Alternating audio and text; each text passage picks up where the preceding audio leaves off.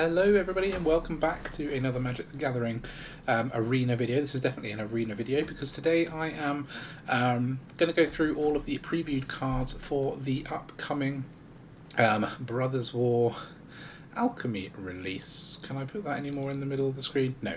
But in short, there are 30 cards coming out for Alchemy Brothers War release.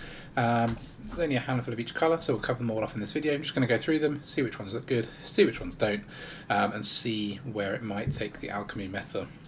If we can. So, starting with white, we have By Elspeth's Command, which is 2 and a white enchantment. At the beginning of combat on your turn, choose one that wasn't chosen during your last combat. Up to 1 target soldier perpetually gets +1/+1 flying. Quite nice. Choose a soldier card in your hand. It perpetually gets +1/+1 and gains vigilance. Create a 1/1 colourless soldier artifact creature token. So my understanding is that you can flip between 2 of these modes. So you just can't use the same one twice in a row, but you can go back to it once you've chosen another one. So I see probably the first one and the third one being the most useful because you can endlessly go between them. Giving something vigilance is okay, but 1/1 and flying is much nicer, and creating tokens can be pretty good, especially with soldiers, the new soldiers that we have out in standard. Having more of them can mean more card draw, can mean they get flying quicker with Harbin, all sorts. So I would say, obviously it looks like an interesting synergy with soldiers, and it's at the beginning of combat, so if you play this in your first main, you get immediate value from it, which is often the problem with enchantments. Yeah, I mean, it looks pretty good. I think it's probably never going to be a 4 of. It's probably a brave thing to say never, but I would say it's probably a 1 or 2 of in a soldier's deck. It's not going to drastically change the soldier's deck, except maybe you don't want to play Thalia if you're running this. But it sounds like a pretty decent card. I mean, more ways to give your soldiers flying could be good, and there could be some applications outside of strict soldier's deck as well. There could be you don't need to run full soldiers for this to be useful necessarily, but that is probably going to be the main use. Next along, we have a 1 costing enchantment that's rare, which has an interesting effect. It has a 1 and a white, sacrifice a historic permanent, seek a historic card. So historic, I believe, is a saga, an artifact, or a legendary card. So, my immediate sagas is probably a tricky thing, although this is an enchantment itself, so potentially you let a saga run 2 of its chapters and then sack it and find another one. But I think the main use is going to be for legends, maybe, sacking a legend and seeking one. But then seek, you can't search for one, so I don't know. I struggle to see a good use of this myself. Pay 3 to sack something and seek another one. TBD on what this will be useful for. I mean, I think someone will probably come up with a combo for it or something, but because it doesn't give you the actual selection you need, you could just end up sacking something and seeking the same thing. I guess if you sack a treasure, you could seek the only artifact in your deck or something along those lines. There could be some where this turns into a white shooter, but it's not the easiest to use. I mean, maybe sack of blood, but then these artifact tokens aren't typically in white. It's hard to see where this becomes very useful, but I'm sure there might be something. Next one is the Patch Plate Resolute. So this is a 3 costing 3/3 uncommon soldier, so a new soldier. When it enters or leaves the battlefield, you get a boon with, when you cast your next creature spell, that creature enters the battlefield with an additional 1/1 counter on it. It has an earth for 1 and white as well, which seems pretty nice, because this is going to enter and leave twice in theory if you don't do anything funky with it. The thing that I particularly like about this card is that it says enter or leave rather than enter the battlefield or die. So you could flicker this for 2 boons. For example, with this you can flicker it, exile target creature, and then you can put it back onto the battlefield, for example. There's plenty of flicker effects in the game, and this looks like it could be quite an interesting one to build around, because you could have a huge creature then drop in. you know, something with haste, with like 5 more 1/1 counters on it. I'm thinking the Lupine Harbingers or something. I don't know. There's probably some interesting little combos to have a play around with this. And for an uncommon, it will definitely be something I'll give a go. The next one is a 1-costing instant, Tornos Endures. Exile type creature. It gains at the beginning of your upkeep.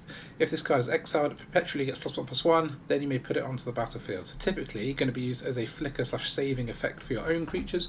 Obviously, it does work on your opponent's creature, so if you need to get rid of something for a turn, get rid of a blocker, could be quite nice. Flickering something to give it perpetual +1/+1, it might have some uses. You know, this again is quite a specific card. I think if you've got something like the Patch Plate Resolute, maybe. But overall, I can't see this being hugely powerful. Blue. So we have Hercules Prodigy. Let me just zoom out a tiny bit. There we go. Hercules Prodigy. So this is a 3-costing 1/4 soldier. So some more Azorius soldiers coming in. When it enters the battlefield, create a tapped Power Stone token. When it attacks, you may pay 3. If you do, Hercules Prodigy can't be blocked this turn, and it perpetually gets +2/+0. Interesting. So it gives you a Power Stone, which you can use to pay the 3 next turn. It can't be blocked this turn, and it perpetually gets +2/+0. So after a turn, it's going to be a 3/4 unblockable, though you have to pay for that privilege.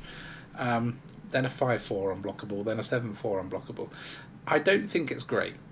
Just because the Surge engine, which we have in Standard at the moment, is like a large unblockable thing, and it doesn't see loads of play, and this is just a more expensive version, but you never know.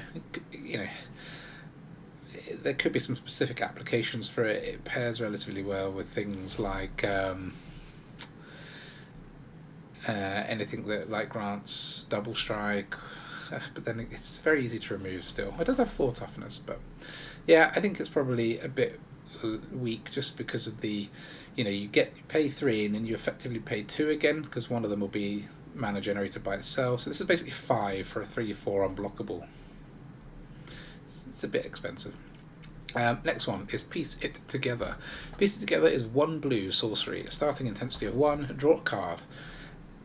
If Piece It Together's intensity is 4, instead take an extra turn after this one instead, so you didn't get the draw. Perpetually increase Piece It Together's intensity and the intensity of cards named Piece It Together in your graveyard, hand, and library by 1.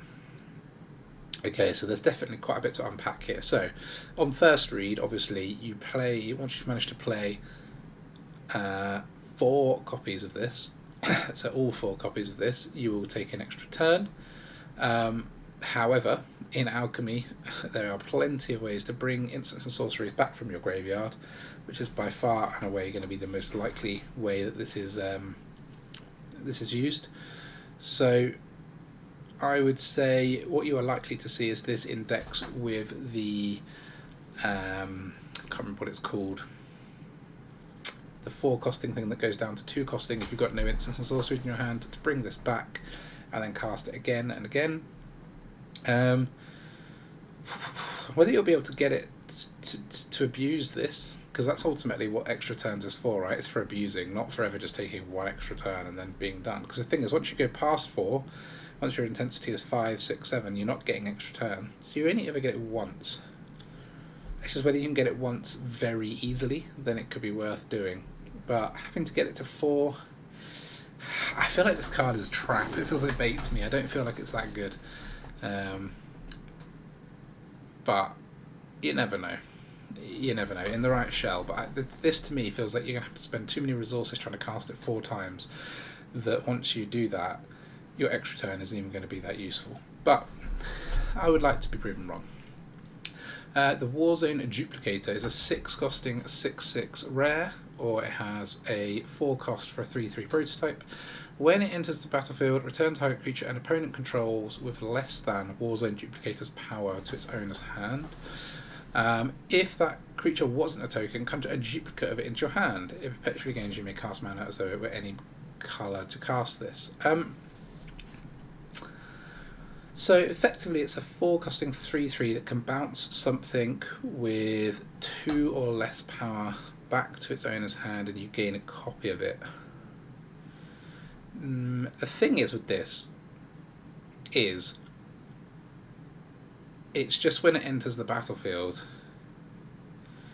and it can bounce something. And when so if you can flicker this, so you play this for 4, you then cast the Tornos Endures on it. During your opponent's turn, you target your Warzone duplicator. It then comes back in at the start of your turn with 6 power and bounces something with 5 power back to their hand. So as a tempo card, it feels pretty darn strong. I mean, it costs 4, which is actually a lot for a 3/3 that bounces something. But the fact that you can bounce it and then return something else, and you have the opportunity to get duplicates of those to your hand, I think this is good. I think it's pretty good. I think I could see this being played in either like a white-blue deck that messes with people, or even like a green-blue, like a ramp deck, because they don't have loads of removal. But if you can keep returning stuff to their hand and putting your own 6/6 on the board by bouncing it somehow, I'd say this looks really nasty. There's the 2 costing, I think it's called Planar Inscription or something like that, where you can exile at instant speed for 2 mana a creature and return it to the battlefield. Creature or artifact, I think, with a 1/1 counter on it as well. So you can make this a 7/7 and return something huge to their hand. So yeah, I think it's going to see play. I think this is a good one, and it feels almost like it's going to be quite nasty to play against, because you're going to repeatedly have your creatures put back into your hand. Less of an issue in Alchemy, because a lot of good creatures have perpetual things happening to them. That's what makes them good, but still quite a nasty tempo player. Okay, in black now, we have the Forgefire Automaton, which is a 7 costing 8/5 mythic construct artifact creature. Prototype 3 costing 3/2. At the beginning of your upkeep, return a target creature card of power less than Forgefire Automaton's power from your graveyard to the battlefield. Its base power perpetually becomes equal to Forgefire Automaton's power. Okay, wow. So let's just assume the cheap cost, so a 3 costing 3/2. If it survives, it has to survive a turn cycle, because it only does something at the beginning of your upkeep. Return a creature card with power less than it from your graveyard to the battlefield. Its power perpetually becomes equal. So let's say, what kind of thing could we do here? Like, I don't know, you play a 1/1 or a 2/1, and on turn 2, and it gets removed somehow, or you manage to sacrifice it somehow.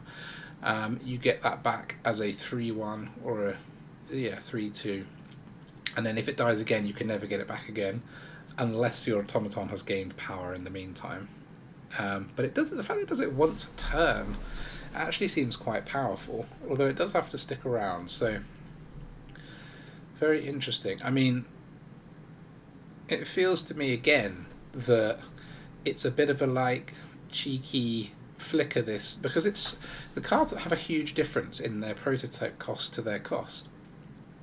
They are real flicker targets. Some people have tried this in standard, but the problem is the prototypes aren't that good in standard. They're okay, but some effect like this that lets you bring stuff back from your graveyard and gives you an 8/5, if you can bounce this, flicker this I mean, and then get an 8/5 down that is bringing other stuff back from the graveyard. I mean, you can bring back pretty much anything.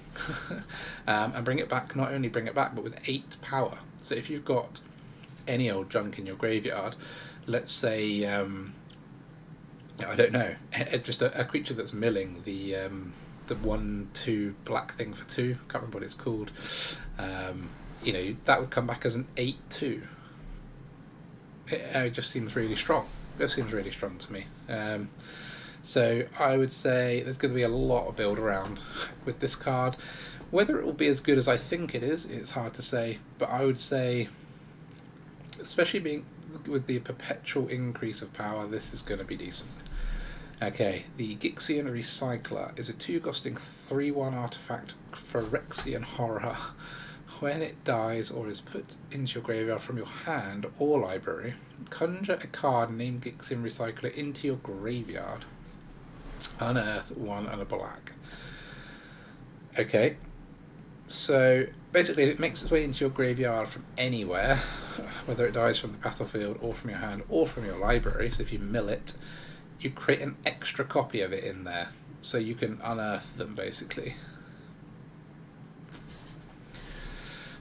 Is there an effect that having 10 of the same creature in your graveyard does something special? Or maybe there is in like historic. I don't know, but it feels strange to me. I mean, there are effects that do like for the number of creatures in your graveyard do stuff like the Urborg Lurgoyf, the new green card that came out in standard. It's 1 and a green. I think it gets like 1 power for each creature in your graveyard, and this is gonna like, you know, it's going to keep putting copies of itself in your graveyard eventually, like more than a normal creature would, but it doesn't feel strong enough as an effect. And just unearthing 3/1s, it doesn't feel that strong either. I mean, I don't know. Can't think of a brilliant effect for this. There are things that can play around with this, but I can't see a brilliant effect. So, let's see. Lonely End is a 1 and a black instant, uncommon. Choose one. Target creature gets -3/-3 into turn. Remove 3 loyalty counters from a planeswalker. If you weren't the starting player, you gain 2 life. I love these kind of effects that sort of balance out the advantage of going first, and it's something exclusive to Alchemy / historic. So big win for Alchemy there in my eyes. But target creature -3/-3 for 2.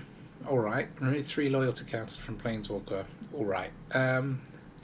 Gaining life, I mean, if you've got a relevance for it, this could be good. I would say if you've got a use of the life gain, this card will be good. If you haven't, maybe it won't. So maybe in like a black-white life gain deck, possibly. This will be your removal of choice, but otherwise, why aren't you just playing, Go for the Throat or Infernal Grasp? I mean, I know it removes loyalty counters from Planeswalkers, but often removing 3 isn't going to be enough to kill it anyway. Let's say the opponent puts a Sorin down and pluses it, or even a Liliana and pluses it. It's got 4 or 5 loyalty already. No, probably not brilliant. Okay, Penregan Besieged is a 1 and a black enchantment. At the beginning of your end step, choose a creature with the least toughness among creatures your opponents control. It perpetually gets -1 and -1. When your opponents control no creatures, sacrifice this. Very interesting effect. I love, like, Alchemy just introduces so many interesting effects, doesn't it? I mean, look, you would never find a card this interesting in Standard. It feels like a sideboard card is my initial read of this, because if your opponents don't have loads of creatures, it's not that strong. It'll finish off their 1 creature eventually and then get sacked. That's not a great effect. I mean, perpetual -1/-1 it has been proven to be a good effect, because perpetual toughness loss means they can never bring it back from the graveyard. There's no like, that thing is permanently crippled. But imagine this against the blue-white soldiers deck, where they need to build up a board. Like, it's going to just pick off things like the Thalia, then it's going to start on their next creature, then their next creature, and they'll never get a board going. Yeah, I reckon this is going to be half decent. I think it is better than just a sideboard card. It really depends what the meta's like. If there's lots of creature-based decks, which at the moment there are quite a few, this will probably be half good. Maybe even very good. So definitely a one to experiment with, but it's hard to evaluate without playing around with it. Okay, into red, we got the 4 costing Falagi Antiquarian. Falagi? 3/3 human artificer with haste for 4. It's rare. When it enters the battlefield, conjure a duplicate of another target non-token creature or artifact you control into your graveyard. The duplicate perpetually gains Unearth 1 and a red. So you have to already control the thing. So this isn't for cheating expensive stuff in, necessarily. But it's for getting a cheap one-off copy of something. I think, yeah, non-token creatures, you want things that like enter the battlefield and have an effect, or die and have an effect. Or artifacts, indeed. It only gives you 1 flashback, obviously, because once you've unearthed it once, it gets exiled.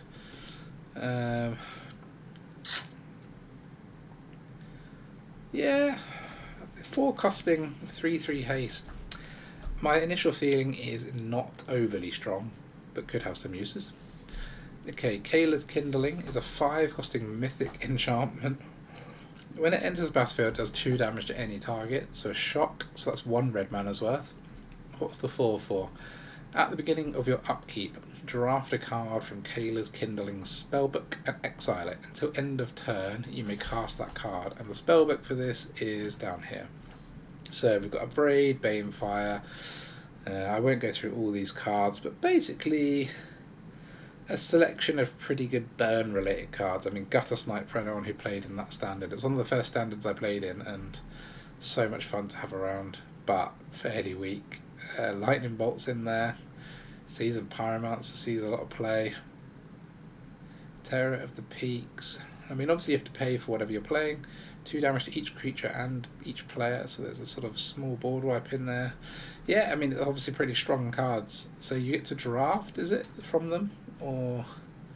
yeah, you do get to draft, so you choose between 3. I mean, the thing about this is, obvious, you need to pair this with something that's going to wipe the board whilst you get some value out of the spellbook. So you need to pair it with Brotherhood's End, I would say, in red. I know it does 2 damage to any target, but that 5 mana in Alchemy is a fast 4 mana. This is probably more of a meme as well, just because of it costing 5, but you know, it may be in some kind of slow red-white control or red-black control. This could be fun, could get somewhere, but it feels a bit memey just because of the cost. Melt Through is a 1 red that deals 2 damage to any target, so shock, or play with fire. If it's a creature, it perpetually gains. As long as this creature is on the battlefield, damage isn't removed from it during cleanup steps. So if you use this on a 3 toughness creature, it's going to stay with 1 toughness effectively for the rest of the game. That doesn't feel overly strong to me, because I mean, this is a, you know, Play with Fire was a strictly better shock, because if you do it to their face, you scry 1. But scry 1 has a very good effect. This effect, it's all right. I mean, it's basically a good anti-Sheldred card, isn't it? Like anything that's got high toughness, because you know it then can't block your creatures anymore or whatever. But I'm not overly convinced. I mean, it could be good in a red burn deck, but that's about it. Tomical Phoenix is a 3 costing, so 2 red and a 1 for a 2/2 flying haste Phoenix that is rare. When it dies, it perpetually gets +2/+2, and at the beginning of combat on your turn, you may pay X and red, where X is its power. If you do, return it from your graveyard to the battlefield. Okay, so if you mill this, you can pay 3 and bring it back from the graveyard. That's quite a nice effect with flying and haste. But if it's dead, it will have 4 power, so you'll have to pay 5 for a 4/4 flying with haste, which is not that bad, especially in a red burn or aggressive deck. But the problem with it is there's loads of graveyard hate. Excuse me. You know, 1 graveyard trespasser or equivalent, and this isn't great. So maybe in a best of 1 aggressive red deck you could get lucky, and this could be half decent. But it isn't that fast either. I mean, you're getting your 2/2 with haste for 3, which is fine with flying. But then how often is the pay 5 get a 4/4 going to be useful? Sometimes, definitely sometimes. But ideally you want to be finishing the game, you know, around turn 5 of mono red and Alchemy. And maybe this is the thing to do it, but again, there's loads of exile as well. You know, you can fragment reality this, and then you're not getting a load back for it either. So I'm gonna say not great, just because of the power level in Alchemy. If this was in standard, it'd be decent. On to green. Argothian Uprooting, X and green. Put 2/1/1 counters on each of X target lands you control. Okay, they each become 0/0 elementals of reach, haste, elemental creatures, reach, haste, and when this leaves the battlefield, conjure a card named Forest onto the battlefield tapped. Okay, so obviously you can turn your lands into forests. That doesn't seem to be that useful of an effect, but you can awaken any number of lands you control as 2/2s. But the nice thing, I mean, I always say this kind of effect, the weakness is obviously that if they kill it, you've lost your land, you know, you've lost lands. But this, you can turn as many of your lands as you want into 2/2s with reach and haste. And they come back. If they leave the battlefield, they're not even die, so even if they exile all of them somehow, you still get forests back. This sounds really good to me. As often in green, you're going to have done some ramping. can be hard to finish the opponent off. Let's say you've got 6, 7, 8 forests down. Being able to turn that into like 6, 7, even 5 2/2s can go a long way to finishing off a game for you. And that's if you've got no buffs to your creatures. I mean, that could be really good. Especially if you've got something that can like either modify your base power toughness of your creatures, because they are 0/0s, so modifying that is very nice. If you can just Anthem effect your creatures, this could be really good. I would say pretty decent. Could be pretty decent. Yeah, I'm going to definitely give this a try.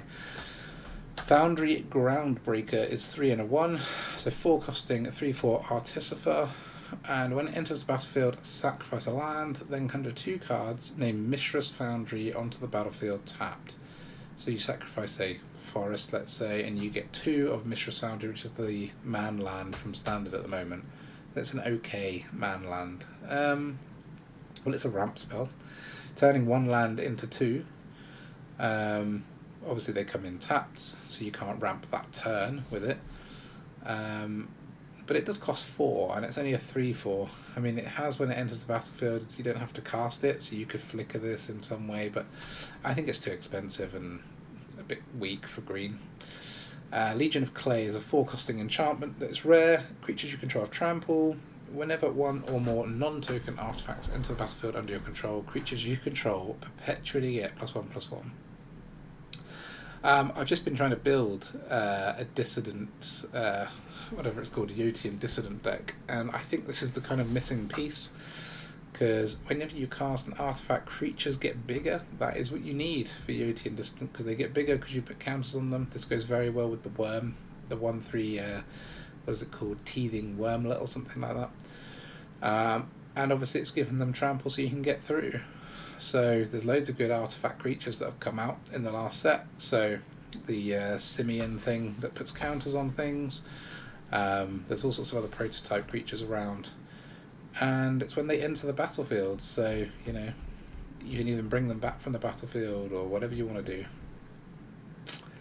It's definitely a build-around card, but there are good green artifact synergies at the moment, and there are even more artifact synergies going on in Alchemy, so I'm definitely going to give this one a go as well, for a fun deck. I don't know how brilliant it'll be, because by turn 4 you're playing this, which doesn't do anything on its own again immediately, which is always the worry of these enchantments, especially in fast formats. So actually, probably a bit slow, but meh, could be good fun. Sylvan Smite is 1 and a green. Instant, put a 1/1 counter on target creature you control if you weren't the starting player. Okay, and then if that creature deals damage equal to its power to target creature. So it's a bite effect, i.e. we deal damage one way, it doesn't do damage back to our creature. And you get a 1/1 counter on it if you weren't the starting player. Sounds decent. A nice removal for green, to be honest, and green sometimes can struggle drawing even more than other colours because of its lack of interaction. So instant speed bite that can buff our creature if we're the second player. Yep, I like it. Probably will definitely be at least a couple of in some of my green decks. On to Multicolor. Argivian Welcome is a white and a blue. Destroy up to 1 target creature with power 4 or greater. Choose a non-land card in your hand, it gains flash. Yeah, bit situational. There's a few of these like destroy. Oh, this is power 4 rather than toughness 4. I mean, that's actually probably pretty good because you can remove a creature. I mean, if you've got a target for if you know you're going to have a target for this, it's good because you can give a board wipe in your hand, flash or something in blue-white, which could be really painful. It's actually up to 1 as well, so you can cast this just to give a non-land in your hand flash, and they can't see what card you've chosen. This is going to see play, isn't it? Annoyingly, this is going to see play because giving board wipes flash is just, you know, people love it. Assemble the team, black and green. Search the top 30 or library rounded up for a card. Put that card into your hand and shuffle. This is very similar to, I think it's called like something bargain or something that came out recently, like exile the top 13 of cards and then search for a card. That one does cost 3, but basically, yeah, if you've got a 4 of in your deck, you probably find one with this, and if you haven't, it's probably not worth it. But for 2, yeah, I can see this being used in, because Alchemy is a bit of a combo format. I can see this being used in some combos, sadly. Enough said. Crucius, Titan of the Waves, a 1 black and a red, 3/3 legendary mythic human pirate. At the beginning of your end step, you may discard a card. If you do, create a treasure token and choose Ambitious or Expedient. If you choose Ambitious, seek a card with greater mana value than the discarded card. If you choose Expedient, seek a card with lesser mana value than the discarded card. So you can either find cheaper things or find more expensive things than the thing you discard. And you get a treasure token. So immediate thoughts of uses of this are, you only have one card that costs 4 or more, and then you can always seek it by just choosing Ambitious. And then maybe do something. Yeah, it's probably going to see play. It's a fun design. I like the design. The Great Desert Hellion is 1 a black and a red Hellion, 5/5 with Menace for 3. So it must have drawback. At the beginning of your upkeep, sacrifice it unless you discard a card. If you discard a card this way, perpetually increase its intensity by 1. When it leaves the battlefield, you may discard your hand. If you do, draw cards equal to its intensity. Okay. Very interesting design.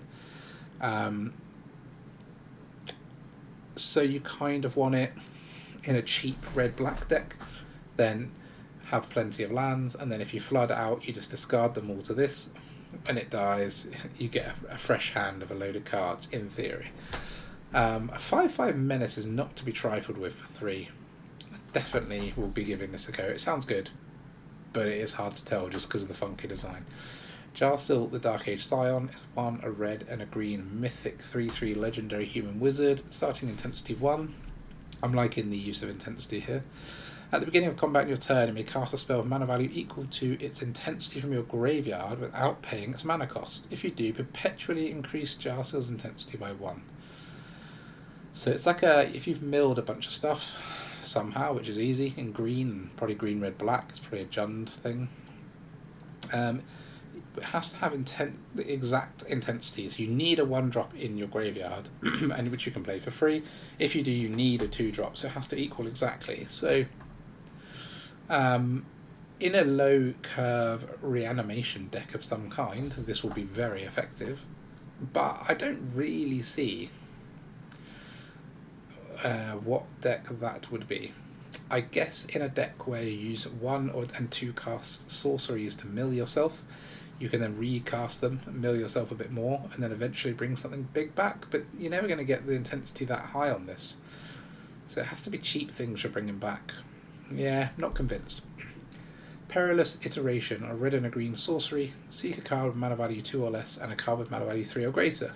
Discard those at the beginning of your next turn's end step. I quite like it. Seek a card with mana value 2 or less. Unfortunately, that can get you a land, can't it? Yeah. So it could be, you're most likely to get a land unless you've got loads of 1 and 2 drops. It could replace itself with another Perilous Iteration.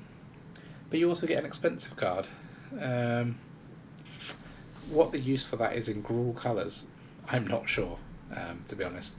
So there could be a use for this in Gruul, particularly if you've only got like your whole deck is 1 and 2 drops, and then you know what you're going to get with 3 or something. Yeah, not sure. Again, this feels a bit combo-y. Radek the Tal Zealot is a 2 white and a black, so 4 costing a 4/4 legendary human knight at rare. Hexproof from white, hexproof from black. Both pretty good colours to be hexproof on. Most of the removal in Alchemy is one of those 2 colours. And whenever 1 or more knights you control attack, draft a card from his spellbook, which I'm guessing has knights in it. It does indeed, and not just any knights. Pretty decent knights. Murderous Rider, very strong. Midnight Reaper, very strong. History of Benalia was, considered broken at one point. Yeah, I mean, there's some pretty decent knights in there. Whether a 4 costing card is going to be good enough? Might be.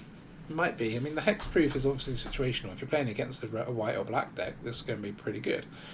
There's not a huge knight theme going on, though. That's what makes this one slightly odd, but Obviously, you can play a 3-costing knight, play this your next turn and attack, so you get immediate value from it, and it is a 4/4 for 4 with some form of hexproof.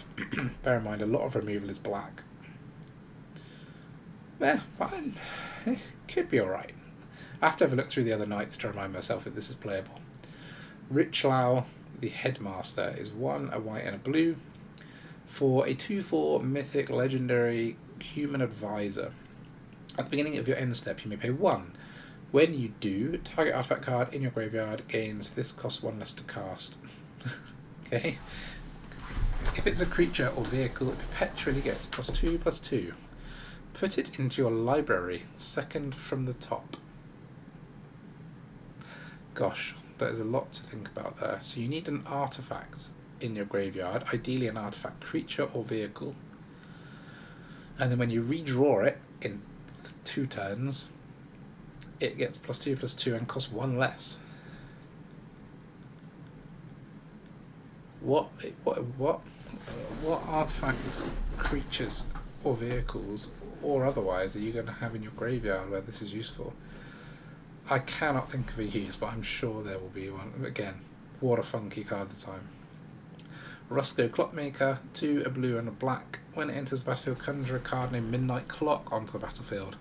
Midnight Clock, I believe, was a 3-costing mana rock, so it gave you 1 blue mana, I think. And after 12 turns, 6 for each player, you like draw 7 cards or something along those lines. Whenever you cast a non-creature spell, put an hour counter on each permanent you control named Midnight Clock. Each player loses 1 and you gain 1. So it's a way of accelerating the Midnight Clock that you've conjured. I don't hate this, because when you play it, you're going to have a Midnight Clock that can generate 1 blue mana. So if you're running Spell Pierces in this deck and maybe some other counters, it could be relatively easy to protect. And every time you protect it with a Spell Pierce or something, your Midnight Clock gets closer to giving you loads more cards. And then when you get more cards, each one you cast is going to cost your opponent life. Yeah, I'm sure this will have a blue-black spells deck somewhere. Lots of instants to protect this, but yeah, why not? Yoti and Courier, a blue and a red, is a 2/2 human artist for rare with flying. And whenever it attacks, choose one that wasn't chosen during your last combat. Create a tapped Power Stone token.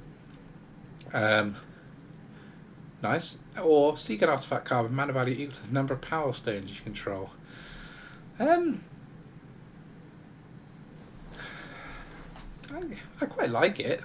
I'm just not sure how useful it is. It's fun. Artifact, Urza's Construction Drone, 3 for a construct, and when it enters the battlefield, conjure cards named Urza's Mine, Power Plant, and Tower into your library, then shuffle. Whenever it attacks or dies, seek an Urza's Land card.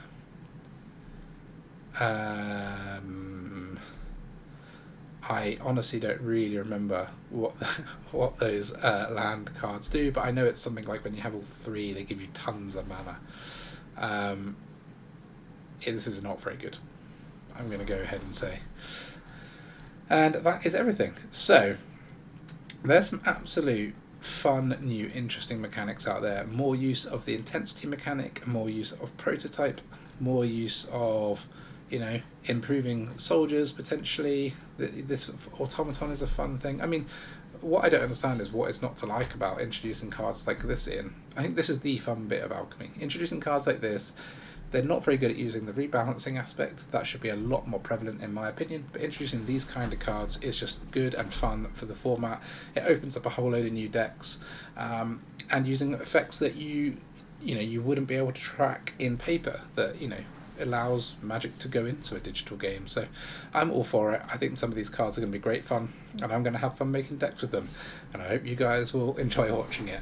Thank you very much for watching this run through. I doubt there's as many run throughs as Alchemy cards as there were as standard, but I had fun doing it anyway. Thanks for watching. I'll be back with another deck soon.